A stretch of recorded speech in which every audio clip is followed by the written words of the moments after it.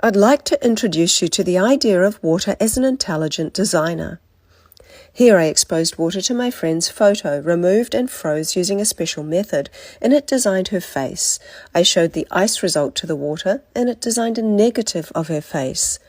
I briefly placed my thumb in the water and then froze it, and water designed a thumb with a chip in the nail. I chipped my nail in exactly the same place 3 hours later. Here I used a conceptual word of ego.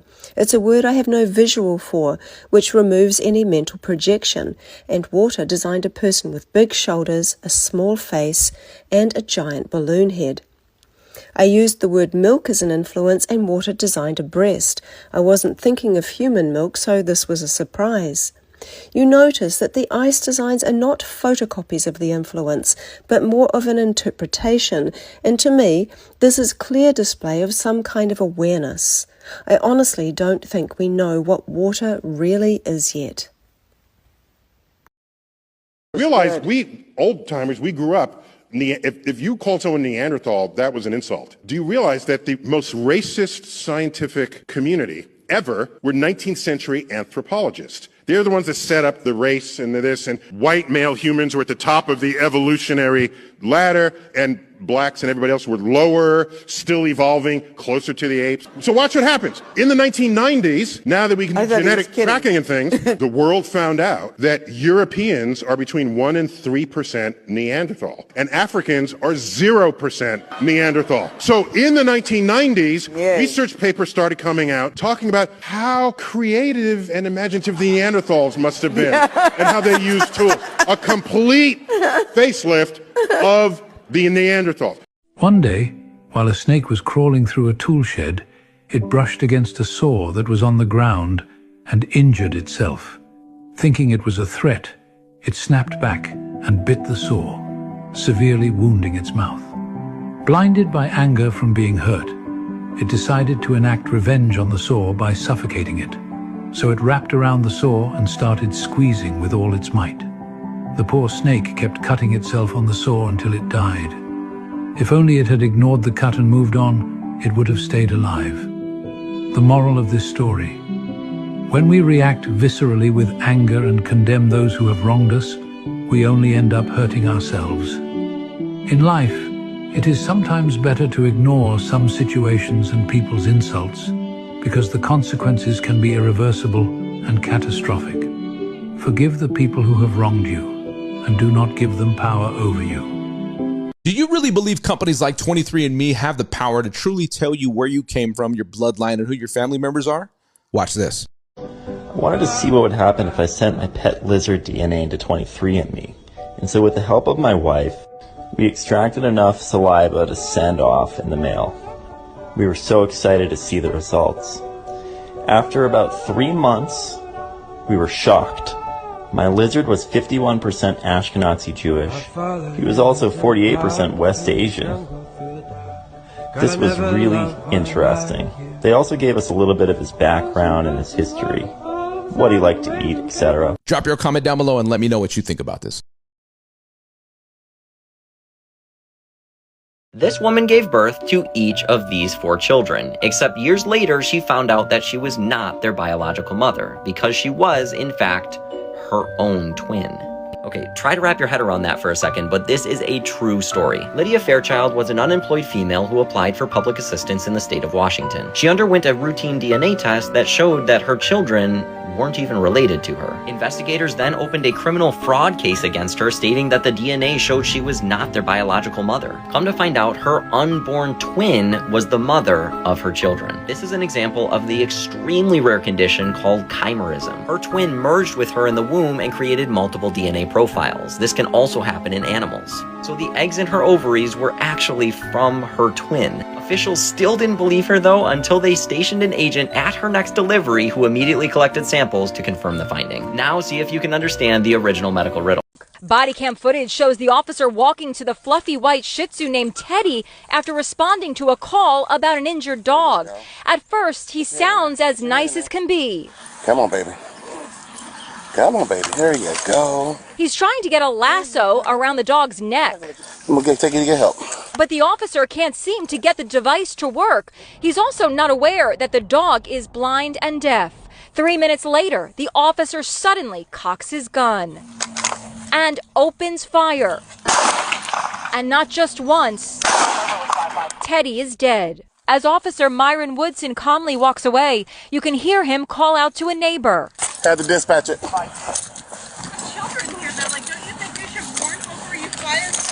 In the officer's shadow, you can see him wave her off. Teddy's owner also confronted the officer, identified as Myron Woodson. That's not how you handle a situation. If a dog is a threat to a person and harms a person or shows immediate threat, that's when... There was a study done in the UK where mothers and fathers lay side by side and the baby cries in the middle of the night. And it's a distress cry. The mothers the healthy mothers are vigilant. They wake up right away to go to the baby who's in distress. The fathers sleep through it. Totally sleep through it. But when there's a rustling of leaves outside the window, the mothers sleep through it and the fathers wake up. Why do you think that is?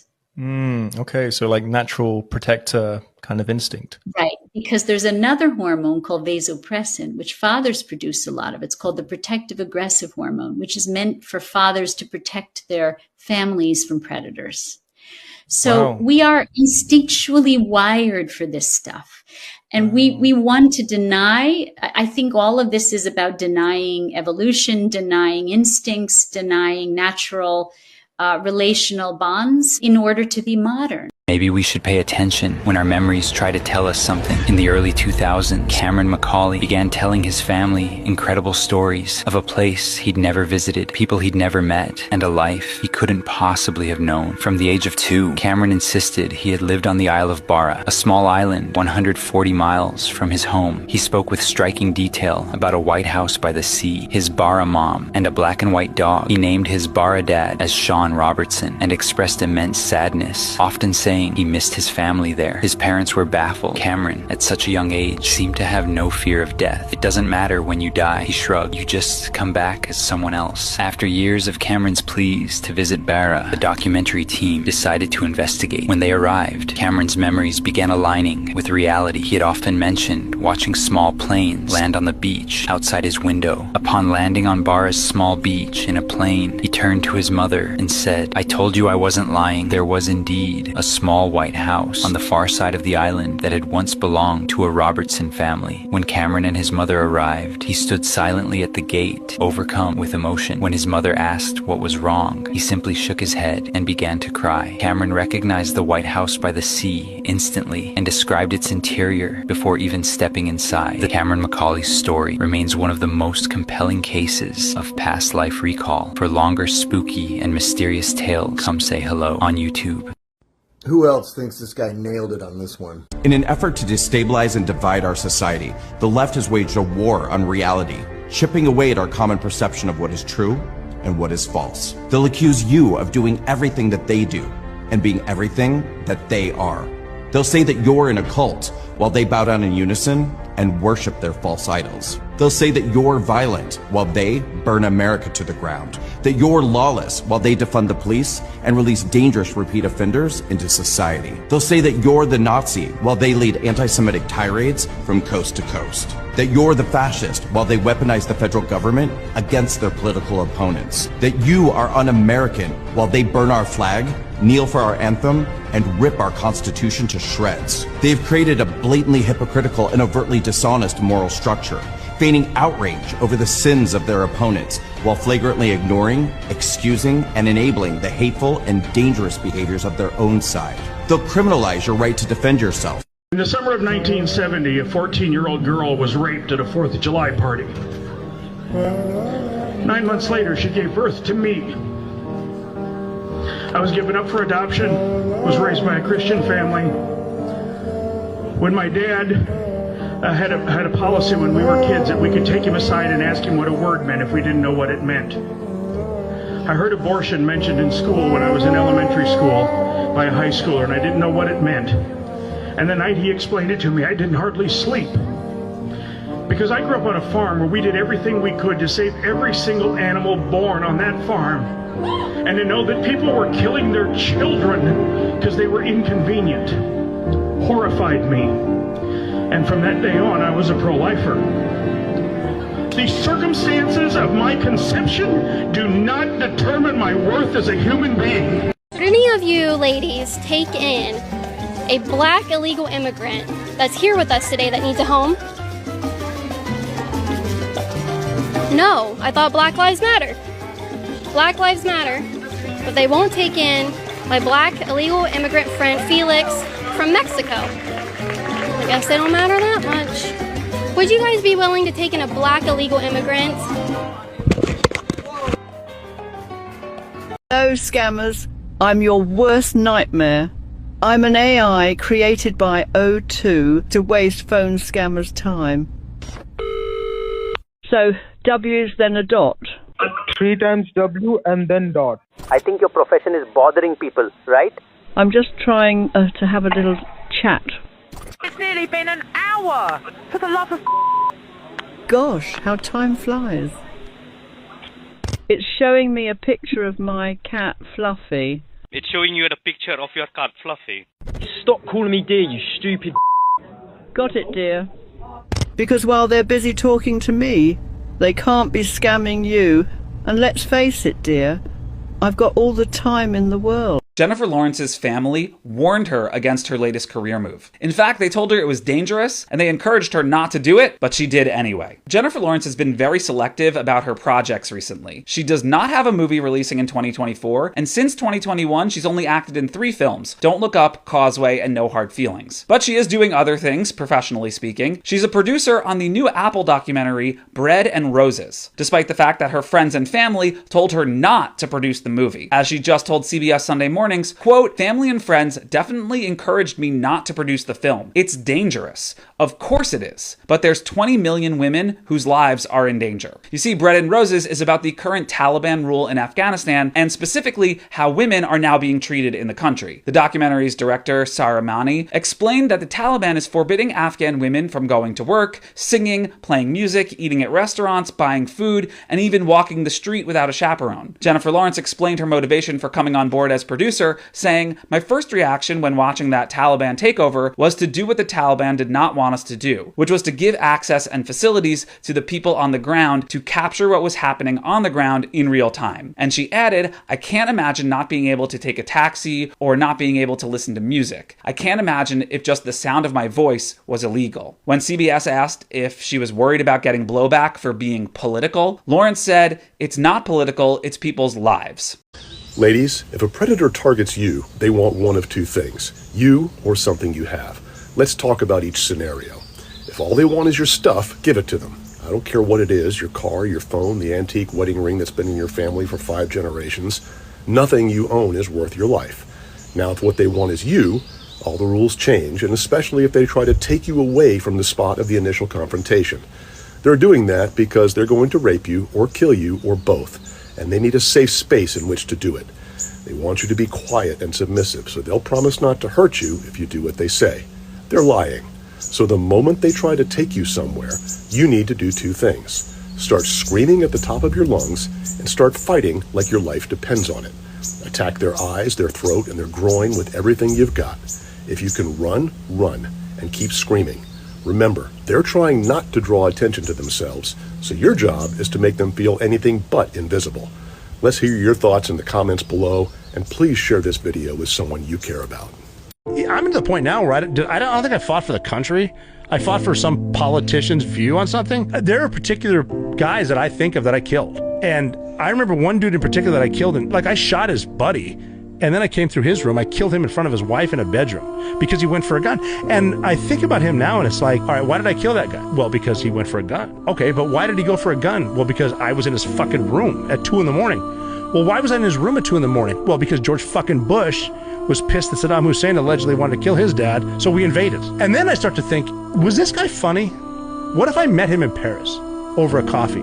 Would we have actually liked each other and I just kill him because a politician sent us here? For weapons of mass destruction that didn't exist? The only reason we were killing each other is because we were born on different parts of the world. That's it. Yeah. When you start seeing Ukraine and some of these things that are happening right now, of like putting us in these wars that there's just no winners. And when you've been to those countries, it's like, damn, like those are real people. I watched real people there, and it doesn't feel real from the United States because we just see it on TV. But like when you've walked those streets, it just hits you different. Are you LGBT? Of course. You're not a part of Queers for Palestine. That's the most idiotic thing I've ever heard. You know, someone has a sign that says Queers for Palestine? It's so ridiculous. Do those people think? I don't think so. What would happen to queers in Palestine? Well, they would be killed. They would be hung. This is no joke.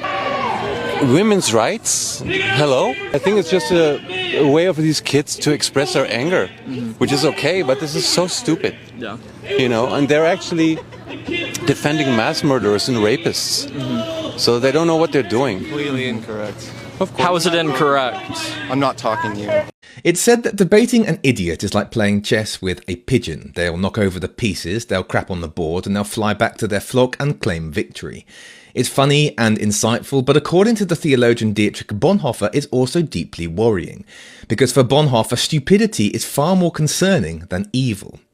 There are evil people in life. There are murderers, cheaters, and liars, but they are not the greatest threat.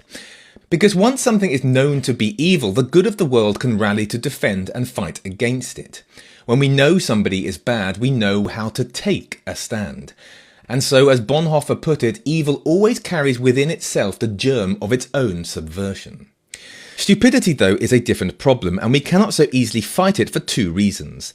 The first is that we are much more tolerant of it as a society. We do not take stupidity that seriously. We do not attack somebody for not knowing a thing. The second reason is that the stupid person is a slippery one. Like a pigeon playing chess, they are not open to either reason or debate. And so for Bonhoeffer, stupidity is far more dangerous because it is a weapon that evil people can often use. Because evil people find it hard to take power themselves, they will need stupid people to do their work for them. A stupid person can be guided, steered, and manipulated to do any number of things, and history teaches us that stupidity does not mean you cannot be powerful. Evil is a puppet master, and it loves nothing so much as a powerful idiot. How arrogant are you to think that you deserve to go through life with no one ever saying anything that you don't agree with or like? I want people to stop saying that joke's offensive. Yeah. I want them to start saying I found it offensive. Because that's all it is. You're just telling me how you feel about it. Yeah. There's nothing intrinsically offensive about this joke. It's trying to make I'm offended sound important. Yeah. It's no different to saying I've got a pain in my leg. Yeah. Right, I believe you. Yeah. But there's nothing to do with me. But then they go, yeah, but you shouldn't hurt people's feelings. Well, you can if their feelings are wrong. Yeah, yeah, you know, if you don't like the facts, don't change the facts, change the feelings. Yeah. You don't have to pave the jungle. Yeah. You can just grow a pair and have a laugh about it. Are you ready for this? This is going to be way out of left field. You're not expecting this. But if you've been around for a while, this one's really going to tickle your fancy. This is CNN, I quote, "Cloud seeding has been around since the 1940s. Oh, I thought it didn't exist.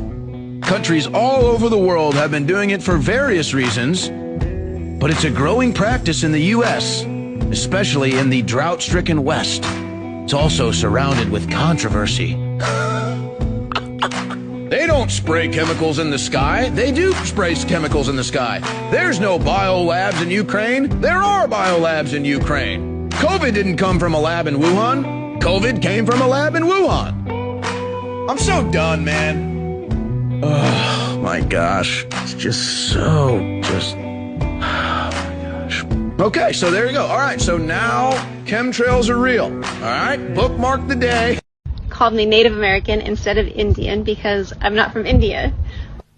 And I agree. I would rather be called Native than Native American because the Americas was named after Amerigo Vespucci, who was from Italy. Well, howdy do. White guy here. You probably won't like what I have to say, but regardless, there's a common misconception that Christopher Columbus thought he was landing in India, and that's where the term Indians comes from a misconception about where he was in the world. That's not the case. The nation of India didn't exist until 1949. Prior to then, it was called Hindustan. Now, the word Indian comes from the Spanish colonial term Los Niños Indios, children of God. Indios, Indios, Indians. Regardless, nobody's native of anywhere. Let's be real. Don't ask fucking the Navajo where they got their land from, especially when it comes to the Zunis, in regards to the second lady who chimed in on this video. And when it comes to naming the continent after an Italian guy who named it after himself, fucking the Phoenicians named Europe. They're from the Middle East. That's how the world works, ladies. You know, roll with the punches. Sometimes people win, sometimes people lose. Sucks to suck. Okay, well, this is horrifying. If you have kids, watch this. Viewer discretion is advised here, but if you have children that play Roblox, you need to watch this video and cut them off immediately, but I have a solution at the end. A new report is calling Roblox an X-rated pedophile hellscape, exposing children to grooming, pornography, violent content, and abusive speech. Wait till you see what they found. Roblox has digital strip clubs, red light districts, sex parties. There are users on Roblox with usernames like I groom minors and rape tiny kids. The latest investigation included a test account signed up as a 13-year-old on Roblox. They typed adult into the search bar and found dozens of groups called adult studios with hundreds of thousands of members who are openly trading child sexual abuse material and soliciting sex acts from children. It gets worse. There's a game within Roblox called Guns Work at a Hospital with 1.6 million visits where users can go into a hospital and There's a game called Beat Up the Pregnant where you can beat and kill pregnant women. The XYZ rooms have 31 million visits and is where users go to simulate sex in bathrooms. There are school simulator games with horrible things tagged on the blackboards. There are 600 Diddy games, including Survive Diddy and Run from Diddy Simulator. There are over 12,000 erotic roleplay accounts on Roblox, including rape and forceful sex fetishes. There is more, but I'll stop there. And here's your solution. Make more money and go do real activities with your kids like I do and like I help other people do. If you want to make money from your phone so fast it feels illegal, stay ready. I told you it gets worse. This dude claims to be in possession of some of the Diddy tapes. And he says that some of them are so disturbing that if he put them out, the entire music industry would crumble. Take a look at this. I showed one of these tapes. So I'm telling you right now, the whole music industry and Hollywood, it would just grind down like this. They're all going to start pointing at each other like this, and it's going to be bad. We've already set it up. We have multiple attorneys. We know how to do it. It's not my first rodeo. I solved the greatest murder case in history. 3 of them. I know how to do it. We're going to do it, but just going to come in pieces. And there's also ways we can, let's say, not censor it, but we can kind of soften it. My main takeaway from that clip is the fact that they're already prepared to bring everybody down. The fact they already brought everybody down. This shit was taken care of years ago. They took everybody out back in 2020 and 2021 during the lockdowns. They're just showing it to you very slowly, because if they just came out and tell everybody what happened basically overnight, nobody would be able to handle it. So they're dripping it out to you piece by piece by piece. It's all a big stage play. The shit was all taken care of. So all you're really watching now is the reenactment of what already happened. In the West, they got a movement called wokeness, where you are super sensitive about other people's issues, and you become hypersensitive when other people somehow or others say things or mention things or refer to you without the respect which you or your super subgroup feel you are entitled to. It leads to very extreme attitudes and social norms, particularly in some academic institutions, universities. You talk about safe spaces, you talk about appropriate pronouns, you talk about how I'm about to say something which may be offensive to you. If you don't want to hear it, perhaps you'd like to leave now. And life becomes very burdensome. And I don't think we want to go in that direction. It does not make us a more resilient, cohesive society with a strong sense of solidarity. We must be more robust. I got in a fight in high school. 3 guys were saying disparaging things about my sister, 1 year younger than me. And I said, you can't talk about my sister like that. And I got in a huge fight with them. And I was beating the living dog poop out of them. And they pulled me down to the principal's office. He said, what if what they're saying about your sister is accurate? I went across the table and tried to punch him right at that point in time. And I had to be restrained. They had to call in the police. And I said, I'm going to kill you. You can't talk about my sister that way. And he's like, oh my God. So he calls my dad. He goes, he was in a fight. My dad said, so why are you calling me? We want to let you know your son was in a fight. He said, my dad said, what are the rules? What are the consequences of getting in a fight? He said, suspension. If my son got in a fight and you say the rules are that if you get in a fight, you get suspended, suspend my son. Why are you calling me? So I got a 3-day suspension. I came home and I was furious. You betrayed me. He said, sit down. If you hadn't defended your sister's honor, we wouldn't be having this conversation. I'd be so disappointed in you. Never been more proud of you in my life. I said, okay, but why didn't you step in? He said, no. There are consequences for your actions. Just because you do the right thing doesn't mean you don't pay a price. You did the right thing, but it's not the right thing if you get away with it. It's the right thing because it was the right thing to do, but now you have to pay the price. You made a decision to break the rules, and I support that decision. You were defending the honor of your sister, but now you must pay the price, or else your actions are meaningless. If you stand up and do the right thing and you don't pay a price, you get away. It's too easy. He said, doing the right thing is sometimes the hardest thing in the world. That was one of the biggest lessons of my life. Do what's right, but be prepared to pay the price, that there's no free ride. And that was a huge lesson. It guided me in everything. I don't know if you guys have ever had a Mickey Mouse cup. You have a cup that has stuff written on the inside. A Mickey Mouse cup specifically has Mickey written on the inside. And when you're drinking liquid, you can see the reflection on the surface of the liquid. And the reflection actually says wicked. You think that was premeditated? Yes. You think that's why Walt named his infamous character Mickey? Yes. Did it catch you off guard? No, I had always known in my gully that Mickey was wicked, just filthy. You can actually see Mickey in a factory in one of his episodes where he's making Swiss cheese. And basically what he's doing is there's a conveyor belt and he's taking each one of these blocks of cheese and he's putting it up to his area 1 and poking a hole through the cheese with it. So he's actually going like this to the cheese. And he's making the Swiss. Yeah, he's making holes in the cheese with his mouse. It's not a coincidence that every time someone says a real man, it's followed by something that they need from him. You ever thought about that? You ever thought about the fact that the last 3 generations of men were raised by women? You guys are all thinking that a good man is what these women have been brainwashed and eventually brainwashed you into thinking a good man was. A good man does not concede to a woman in the home. A good man does not live by the term happy wife, happy life. A good man does not become a beta, walking ATM machine who does nothing but bend over backwards to provide for people who have no appreciation for him. A good man does not sacrifice his health, his well-being, his mental health, so that he can provide for people. A good man serves from a place of leadership. As an example, yes, we are servants. Yes, our job is to provide. Yes, we have to protect the ones that we love. The way we do that is not through self-sacrifice. The way that we do that is by elevating ourselves to the highest possible level. I see a lot of men, at least 40, who spent their entire lives working like slaves to provide for a family. Where are they? They're enjoying the fruits of your labor while you struggle with depression, high blood pressure, high cholesterol, overweight, waiting for a heart attack. And you call that doing the right thing? There's this clip going viral online of a dozen women being asked the following question. Do we need men? Most answered very quickly, no. But when men were asked, do we need women? Most of them said yes. So why do you think that is? Because men are useless. And by the way, I want to differentiate between straight men and gay men, because I think I would die without gay men. Nobody can gossip like gay men. No. Can women live without men? Why do women and societies as a whole need men? Well, the most obvious is to have children.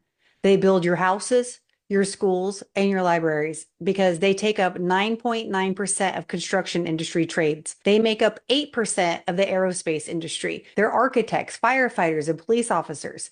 They dominate our military and fight for our country. Those are just a few of the things that men do, besides taking on the most gritty and dirty jobs like plumbing and garbage men. When men are absent from the home, their families suffer. Childhood suicide rates skyrocket. Dropout rates are through the roof. There's no debate here. Women need men. It's funny to me that men have no problem saying that they need a woman. But women like to play this Miss Independent on one hand and then say men are morons because they need women.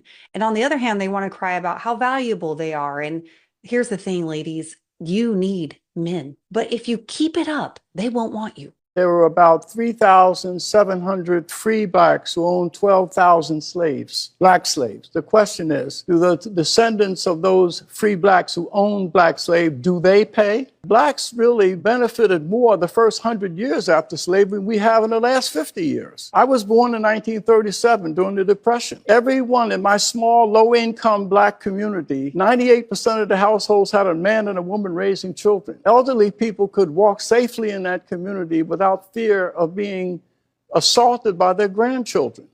Never heard a gunfire during that time. Never heard of a child being shot to death in the crib. But there are 50 children today who have been shot and killed in our cities. You're talking about remedies. We've got to look beyond saying that every solution has to have a winner and a loser, that blacks can only benefit if whites lose. We have to be defined more than just victims of oppression. A Texas man is fighting for his life in the hospital after he stole a package off of a woman's front porch, only to go back to his car, open it up, and see that it was full of black widow spiders. This woman was tired of this man coming by and stealing all of her packages before she could get home from work, so she made a little package that was just for him. When he popped that package open in his car, a bunch of spiders came flying out and they bit him all over his face, and then he started swelling up and getting nauseous, so he had to go to the ER, and then he called the police and would like to file assault charges against her for setting up that booby trap. So the police contact the woman and they're like, did you put a decoy package full of black widow spiders out on your front porch? And she's like, oh no, those black widows are my pets. Were you able to find them? I saw that they were missing and I just have them in a box because they like to play in there while I'm at work. And the police were like, oh, this guy, he stole the box and then they bit his face and he whacked a couple of them, so they're no longer with us. And the woman's like, he killed my pets? That's completely unwarranted. I'd like to file charges against him for that. This man was jailed after saving his son's life. Doctors at a hospital in Texas informed George Pickering that his son was in a state of brain death. They explained that his son showed no brain activity, and the decision had been made to remove life support. Pickering, however, was unconvinced by their assessment and resorted to extreme measures by drawing a firearm. He demanded that the doctors continue their efforts to save his son's life, threatening to use the gun if they refused. This situation escalated into a tense standoff, lasting 3 hours, during which Pickering faced off against the police while the medical team performed additional tests on his son. The hospital was secured under lockdown as police negotiators tried to reason with Pickering, who remained adamant. Miraculously, Pickering's son, who was previously declared brain dead, responded to his father's request to squeeze his hand, indicating cognitive presence. Following this revelation, Pickering peacefully surrendered to the authorities. George Pickering subsequently served a prison sentence of 11 months. Remarkably, his son experienced a complete recovery. I want you to take a close look at this picture. I was just made aware of it from Border Patrol agents. They rescued this little boy from a human trafficker. This little boy was so drugged up with sleep aids that he could not talk to Border Patrol agents. Thankfully, agents knew what was going on, rescued him. These are the kind of trafficking stories that are so heinous, so horrendous, the Biden-Harris administration don't want you to know about it.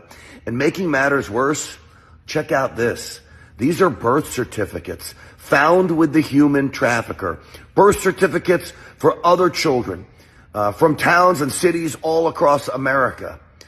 This is what we are facing, folks. Crimes against humanity, crimes against the children.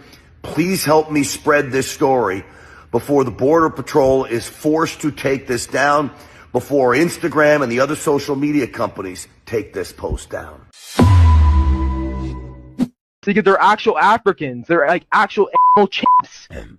And they don't care. 30 St. Petersburg, Florida? Does that ring a bell?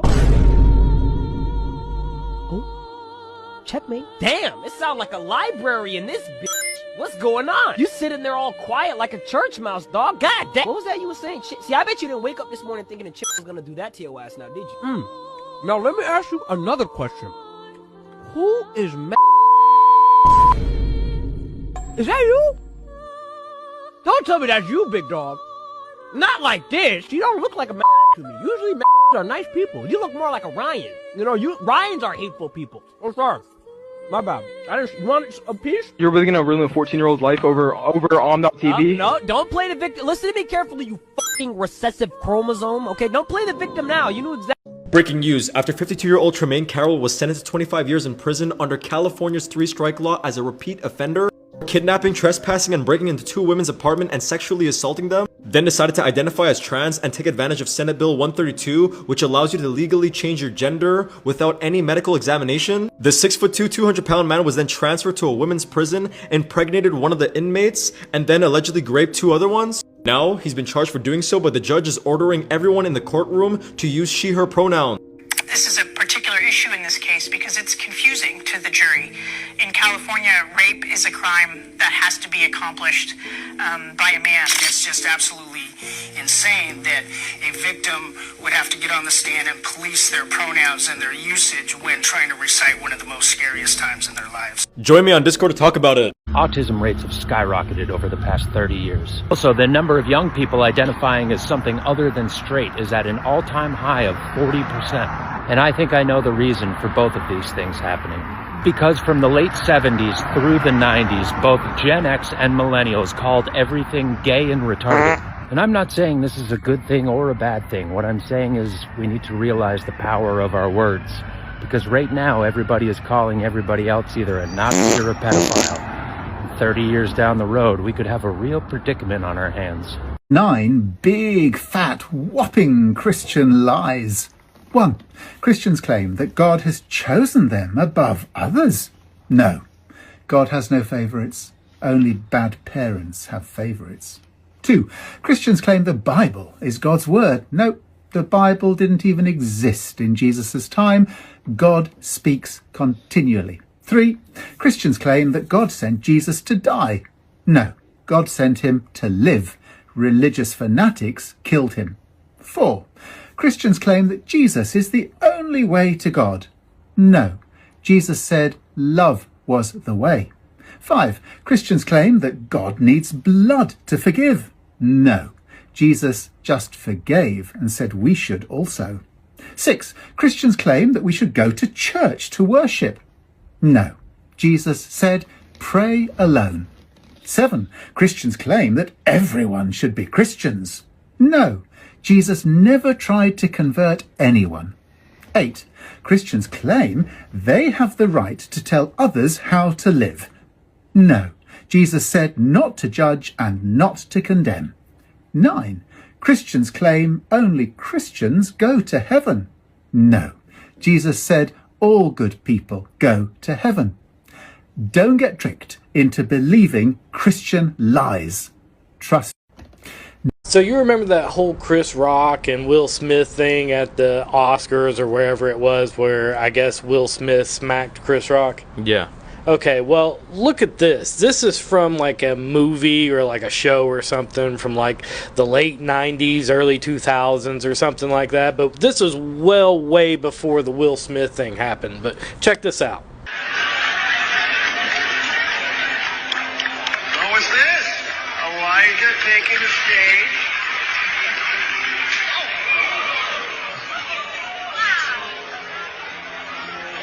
Wow.